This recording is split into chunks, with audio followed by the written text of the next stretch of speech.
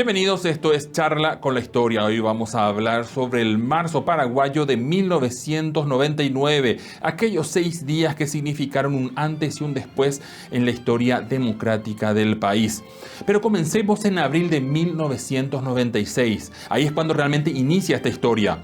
En aquel entonces el presidente Juan Carlos Guasmosy pasaba a retiro al general Oviedo.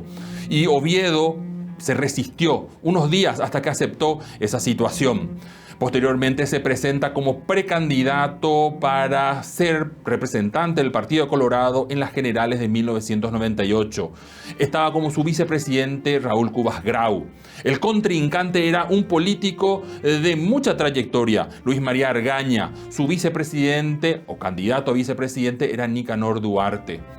La imputación a Oviedo por los acontecimientos de 1996 truncaron su candidatura, aunque ganó las internas. Así, en un acuerdo, un famoso abrazo republicano, se construyó una dupla entre el vicepresidente de Oviedo, el señor Cubas Grau, y Luis María Argaña. Tuvieron 55% de los votos en las generales de 1998, una elección con 80% de participación. En julio, el Congreso asume y prohíbe mediante una ley que se puedan dar las condiciones para un indulto a Oviedo. A pesar de eso, una vez que asumió Cubas, indultó al ex general. Situación que propició que desde el Congreso se hable constantemente de un juicio político al presidente. Y así es como vamos a llegar a marzo de 1999. Donde se dan los acontecimientos que vamos a relatar. Pero para hablar sobre esos 6 días y qué impacto real tuvo en el Paraguay reciente, nos acompaña el profesor Walter Aguilera. Es licenciado en Comunicación y en Historia, magíster en Historia Paraguaya del Periodo Independiente, máster en Historia General de América Latina e Historia General de México y actualmente doctorando en Ciencias de la Educación. Es docente y también investigador. Profesor Walter Aguilera, un gusto que nos acompañe hoy en Charla con la Historia. Cordial saludo, estimado Julián. Es un honor poder estar siendo parte de este programa tan prestigioso. Los agradecidos somos nosotros. Bien, entremos en tema. Antes que ocurra el magnicidio, ganaba fuerza en el Congreso una iniciativa para enjuiciar al presidente Cubas. ¿Cuál era realmente el conflicto que generó ese indulto presidencial, tanto con el Congreso como con la Corte Suprema?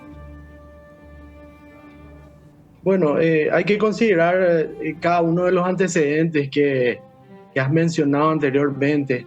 El conflicto que generó el indulto presidencial con la Corte Suprema y el Congreso se centró en la constitucionalidad y la legalidad del indulto otorgado por el presidente Raúl Cubas a favor del general Lino Oviedo, quien había sido condenado por aquella rebelión mencionada. La Corte Suprema de Justicia consideró que el indulto era inconstitucional, ya que violaba los principios de separación de poderes y la independencia del Poder Judicial. Además, la Corte Suprema argumentó que el indulto presidencial no podía anular una sentencia judicial ya dictada. Por otro lado, el Congreso también cuestionó la legalidad del indulto, ya que consideró que el presidente Cubas había sobrepasado sus facultades constitucionales al otorgar el mismo. El conflicto se centró en la disputa entre el Poder Ejecutivo, representado por el presidente Cubas, y los poderes judiciales y legislativos, representados por la Corte Suprema y el Congreso respectivamente, sobre la legalidad y la constitucionalidad del indulto presidencial. Ante esto tenemos que considerar esos antecedentes que se han mencionado. La historia del presente, que es una corriente muy importante, establece la necesaria revisión de la historia contada.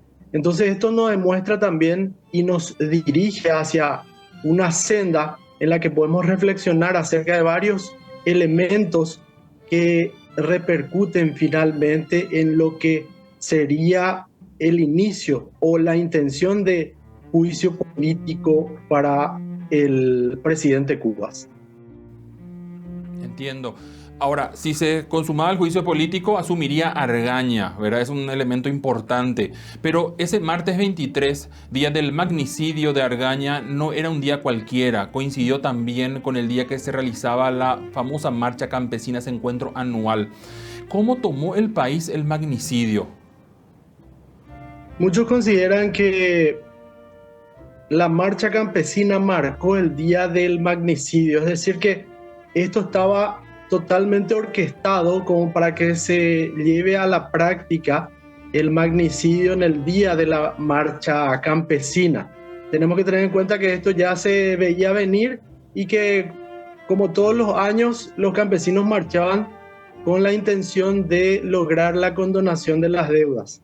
El magnicidio de Luis María Argaña, el 23 de marzo de 1999, conmocionó al país y generó una crisis política y social sin precedentes. La noticia del asesinato de Argaña se propagó rápidamente y la población paraguaya se sintió impactada, confundida. La marcha campesina que se realizaba ese día en Asunción se convirtió también luego en una manifestación de duelo y protesta. El magnicidio desencadenó una crisis política profunda, ya que Argaña era el vicepresidente del país y un reconocido líder, influyente y destacado. Durante los días siguientes sabemos que se produjeron protestas y manifestaciones en todo el país, exigiendo justicia y castigo para los responsables del asesinato. La situación se volvió cada vez más tensa y el gobierno intentó desplegar las fuerzas de seguridad para mantener el orden. Esto también trajo un conflicto mayor a través del tiempo. El magnicidio de Argaña también tuvo un impacto profundo en la sociedad paraguaya, ya que se percibió como un ataque a la democracia y a la estabilidad del país. La confianza en las instituciones políticas se vio severamente afectada y la población se sintió en general insegura y desorientada. El magnicidio de Luis María Argaña fue un golpe devastador para el país. Generó esto una crisis política social sin precedentes y tuvo un impacto profundo en la sociedad paraguaya y en los resultados del proceso político administrativo general del gobierno. Hablando del gobierno, al día siguiente, ese miércoles 24, la Cámara de Diputados aprueba promover un juicio político. Concretamente, ¿de qué se lo estaba acusando a Grau? Teniendo en cuenta también de que, bueno, ocurre el magnicidio, pero comenzó también con noticias medio de nubarrones. No sé si, ¿qué nos puede contar? Bueno, Raúl Cubas Grau fue acusado por mal desempeño en sus funciones y violación de la Constitución, especialmente por su decisión de indultar al general Lino César Oviedo, quien estaba encarcelado por intento de golpe de Estado en el 96. Además, se lo acusó de tener vínculos con el asesinato del vicepresidente Luis María Argaña, aunque finalmente a través del tiempo fue absuelto de este cargo. Estas acusaciones llevaron a la Cámara de Diputados a aprobar en principio un juicio político en su contra el día 24 de marzo de 1999. De manera general, a Raúl Cubas se le acusó formalmente de los siguientes cargos, que son en total 4. En principio, la violación de la Constitución. Se le acusó de haber violado la Constitución al indultar a Oviedo, quien había sido condenado por el intento de golpe de Estado contra Guasmosi. En segunda instancia, en mal desempeño en sus funciones, se le acusó de haber actuado de manera imprudente y arbitraria al indultar a Oviedo, lo que generó una crisis política y social en el país. Encubrimiento y complicidad sería también la tercera acusación. Se le acusó de tener vínculos con el asesinato del vicepresidente Luis María Argaña, aunque finalmente fue absuelto de este cargo.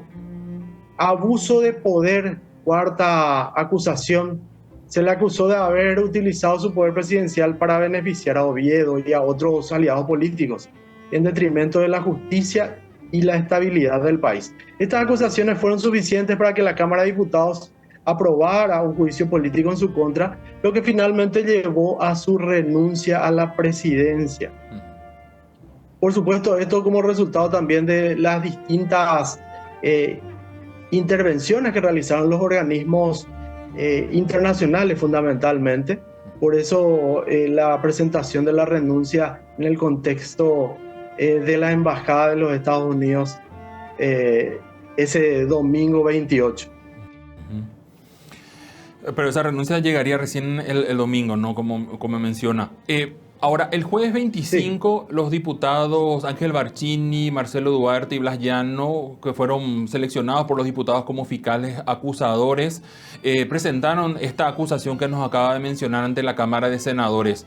Tras un arduo debate, resolvieron convocar para el sábado 27 a las 13 el inicio de la sesión real del juicio político. Mientras esto pasaba en el recinto del Congreso, ¿qué pasaba en la plaza? Bueno, esto era un conflicto enorme.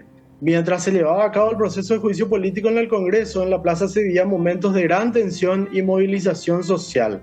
Esto inició el mismo día que matan a Argaña. Los jóvenes autodenominados por la democracia empiezan a ir a la plaza y mucha gente va coincidiendo y cada vez hay más gente en ese lugar. La ciudadanía, especialmente los jóvenes y sectores opositores, se concentran en la plaza para exigir justicia por el asesinato de Argaña y para pedir la renuncia de Raúl Cubas. La plaza se convierte en un símbolo de la lucha por la democracia y la justicia. Los manifestantes, que incluían a estudiantes, trabajadores, ciudadanos en general, se habían organizado para mantener una presencia constante en la plaza, con pancartas, consignas, discursos que exigían la verdad y la justicia. Debemos considerar que desde el primer día ya hubo enfrentamientos con la policía. La situación en la plaza era de gran expectativa y ansiedad, ya que se esperaba que el Congreso tomara una decisión importante sobre el futuro del presidente Cubas Grau.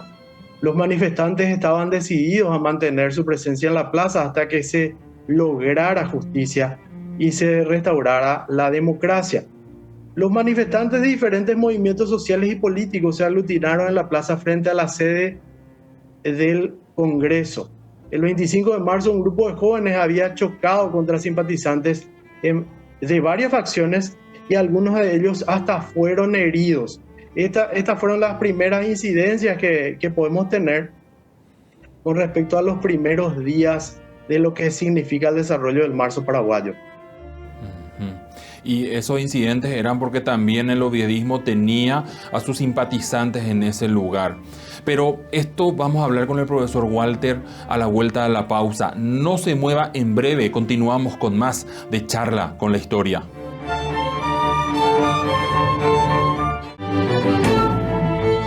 Gracias por retornar con nosotros. Esto es Charla con la Historia. Hoy estamos hablando sobre el marzo paraguayo, esos 6 días que cambiaron el Paraguay a finales de los 90. Hagamos un recuento hasta ahora de lo que hablamos, ¿sí? El martes 23 de marzo inicia esto, lastimosamente con el fallecimiento, un asesinato de un vicepresidente, era Luis María Argaña. Justamente ese día coincidía con la marcha campesina. El miércoles 24 los diputados aprueban a acusar al presidente, asumiendo que tenía relación con lo que aconteció con Argaña, y el 25, era un jueves, la Cámara de Senadores aprueba enjuiciar al presidente Raúl Cubas Grau. Hoy nos acompaña el profesor Walter Aguilera para hablar sobre esto. Así llegamos, profesor, al día 26. Las crónicas periodísticas rescataron que se dio una importante represión y primeras víctimas fatales. ¿Qué ocurrió aquel día? Estimado Julián, ese es el día clave para lo que es el proceso del marzo paraguayo y es el detonante principal para los resultados que ya sabemos. El 26 de marzo de 1999 se produjo una violenta represión por parte de las fuerzas de seguridad paraguayas contra los manifestantes que se habían reunido en Asunción para exigir justicia por el asesinato del vicepresidente Luis María Argaña y para pedir la renuncia del presidente Cubas. Aquel día las fuerzas de seguridad utilizaron gases lacrimógenos, balas de goma, armas de fuego para dispersar a los manifestantes, lo que resultó en una violenta represión. Según las crónicas periodísticas, hubo varias víctimas fatales y decenas de heridos. Específicamente, esa primera noche se confirmaron 4 muertes y estamos hablando de más de 500 personas que resultaron heridas. La represión del 26 de marzo del 99 fue un punto de inflexión en la crisis política paraguaya. La violencia y la represión ejercidas por la fuerza de seguridad exacerbó la tensión y la indignación popular, lo que llevó a una mayor movilización y protesta en los siguientes días. Esa represión también tuvo consecuencias políticas importantes. El presidente de Cuba se vio cada vez más aislado y debilitado, lo cual va a dar lugar a que se realicen varias gestiones, tanto a nivel nacional como internacional, sobre su posible renuncia. Para el 26 de marzo la cantidad de movilizados aumentó. Entre tanto, un grupo parlamentario hacía una fuerte presión para que Cuba deje el poder. Aquel 26 fatídico asesinaron a 4 personas, pero la cifra de muertos aumentó posteriormente por las consecuencias de las heridas que recibieron algunos de los que fueron denominados mártires del marzo paraguayo. Entre estas personas están Manfred Starr, José Miguel Zarza, Víctor Hugo Molas, Armando Espinosa, Tomás Rojas, Henry Díaz Bernal y Cristóbal Espínola. En general nadie pudo dilucidar quiénes fueron los asesinos, aunque sí se vinculó el hecho a francotiradores leales al Lino Oviedo que estaban apostados en el edificio AIFRA, que se ubicaba cerca de las plazas. Uno de los atacantes fue detenido, estamos hablando del famoso Walter Gamarra. Sí, me gustaría hacer un paréntesis, si me permite, ya que mencionó el tema de la prensa. Esta coyuntura, a diferencia de lo que ocurrió durante represiones en tiempo de Stroessner, por ejemplo, tenía a su favor que se contaba con libertad de prensa. ¿Hizo alguna diferencia y los medios de comunicación tuvieron algún rol preponderante en lo que fue ese marzo paraguayo? Sin dudas, Julián, este es un proceso democrático muy importante. Estábamos en periodo de transición democrática y realmente la diferencia era enorme. La libertad de prensa en Paraguay durante la crisis del 99 jugó un papel crucial en la forma en que se desarrollaron los eventos. A diferencia de la época de Stroessner, cuando la censura y la represión eran comunes, en 1999 los medios de comunicación paraguayos gozaban de una mayor libertad para informar y criticar al gobierno. Los medios de comunicación, especialmente la prensa escrita y la radio, desempeñaron un papel importante en la cobertura de los eventos. Informaron sobre las protestas, las represiones, las víctimas, contaban su testimonio en vivo, lo que ayudó a mantener informada a la población y a generar una opinión pública crítica con respecto al gobierno. La cobertura de los medios de comunicación contribuyó a generar una opinión pública cada vez más crítica con respecto al gobierno de Cuba. La información sobre los enfrentamientos erosionó la legitimidad del gobierno y creó un clima de descontento y de protesta general. Aunque los medios de comunicación jugaron un papel importante, también hubo limitaciones. Algunos medios fueron objeto de presión y censura por parte del gobierno. Otros apoyaban directamente a Lino Oviedo o aislados, y algunos periodistas fueron amenazados o agredidos mientras cubrían las protestas. De ambos sectores, por supuesto. La libertad de prensa en Paraguay durante la crisis de marzo del 99 permitió que los medios de comunicación jugaran un papel crucial en la cobertura de los eventos y en la formación de la opinión pública. Inclusive hubo a partir de eso algunos cambios de la forma de transmitir los contactos en directo a través de la televisión. Sin embargo, también hubo limitaciones y desafíos para los medios de comunicación y los periodistas. Interesante. De hecho, este marzo paraguayo tuvo una cobertura mucho más amplia de lo que fue incluso el propio golpe de 1989, ¿no? Totalmente un escenario diferente. Ahora, volvamos un poquito a la cronología, ¿verdad? Pasamos ese 26, llegamos al sábado 27, inicia la sesión de juicio político en la Cámara de Senadores. ¿Qué pasó en ese hemiciclo, teniendo en cuenta que el Partido Colorado en esas elecciones ganó una amplia mayoría, pero está fragmentado ahora entre lo que eran oviedistas y antioviedistas? Y obviamente, cómo esto también se vivía fuera del Congreso. Hago un pequeño retroceso para hacer como un paréntesis también acerca de lo que significaba el desarrollo de la tecnología y los medios de comunicación en ese momento. Recordemos algo muy importante. En Paraguay había llegado recientemente Internet y el acceso a Internet era muy difícil y también lento. No existían los teléfonos inteligentes.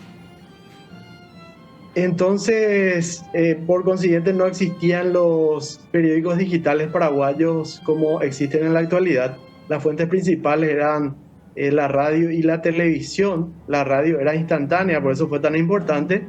Los enlaces en vivo para televisión no eran frecuentes. Los periódicos impresos se publicaban a la madrugada, solamente a última hora se publicaba a la tardecita. Tendríamos que esperar al día siguiente para saber qué pasó con Argaña. Recién ahí se publicaban algunos detalles y algunas teorías. En el caso de Noticias del Diario, este medio sacó un especial con más detalles, pero recién al día siguiente de la muerte de Argaña. Respondiendo a tu pregunta, el 27 de marzo del 99 se llevó a cabo la sesión del juicio político contra el presidente Cubas, por un acuerdo que fue garantizado por el entonces arzobispo de Asunción, Monseñor Felipe Santiago Benítez. Los manifestantes, luego de las muertes ocurridas, aceptaron retirarse de las plazas. Esta es la parte más importante de lo que sucede el día 27. Entonces acuerdan permanecer en las inmediaciones de la Catedral Metropolitana para garantizar la realización del juicio político y no hacer una presión excesiva. Que Cubas Grau pueda también, a través de sus representantes legales, presentar su defensa. El ambiente en general fue bastante tenso y los alegatos fueron largos, cansinos y complejos. En ese momento se pudo ver que Cubas estaba desprovisto de apoyo político y militar, con una opinión pública totalmente volcada en su contra, lo que más adelante dio lugar a intensas negociaciones con la participación de embajadores, religiosos, senadores, diputados y diplomáticos de diversos países, dando lugar a la posibilidad de la renuncia al cargo por parte de Cubas. En cuanto a la participación de Estados Unidos, de organismos internacionales muy determinantes, estamos hablando de Estados Unidos y Brasil en la crisis. Es importante destacar que ambos países jugaron un papel importante en la presión internacional sobre el gobierno de Cubas Grau. La OEA, que cuenta con la participación de ambos países, condenó el asesinato de Argaña y exigió la renuncia de Cubas. Además de Estados Unidos y Brasil, como principales socios comerciales y políticos del Paraguay, también ejercieron presión bilateral sobre el gobierno de Cubas Grau para que se respetaran los principios democráticos y se garantizara la estabilidad política del país. Esos son los elementos más importantes de este día 27. Y esto nos lleva entonces al domingo 28. Entonces, esta presión que usted menciona, ¿es el motivo de la renuncia de Cubas Grau? Sin duda, sí. Y principalmente la muerte de estos jóvenes el viernes 26 son los determinantes para la renuncia de Cubas. Y todo lo mencionado anteriormente. Raúl Cubas Grau renunció a la presidencia de Paraguay el domingo 28 de marzo de 1999. La renuncia se produjo después de una serie de eventos que fueron debilitando. Primero, la muerte de Argaña. El asesinato de Argaña generó una crisis muy grande y eso dio lugar a ese juicio político que hemos comentado, lo cual también fue fortalecido por las protestas en contra del gobierno. Esto también es consecuencia de la violencia ejercida por parte de las fuerzas de seguridad, la pérdida de apoyo de parte de la ciudadanía y todos los demás sectores. Perdió apoyo de su partido político. Esto convirtió la situación en algo totalmente insostenible y la renuncia de Raúl Cubas Grau se produjo el 28 de marzo después de una serie de eventos que debilitaron finalmente su posición política y llevaron, digamos, lo obligaron a abandonar el cargo. Por supuesto que esto tiene que ver con algunas negociaciones que realizó y por eso es que presenta su renuncia en la Embajada de los Estados Unidos. Profesor Walter, muchísimas gracias por acompañarnos hoy en Charla con la Historia. Gracias a ustedes por la cordial invitación. Espero que sirva de manera importante esta información que hemos compartido, que tengan mucho éxito en el futuro. Gracias, profesor. Gracias también a usted que como cada fin de semana se enchufa a Mega TV para hablar un poquito sobre el pasado y ver qué cosa nueva podemos aprender. Hasta la próxima semana.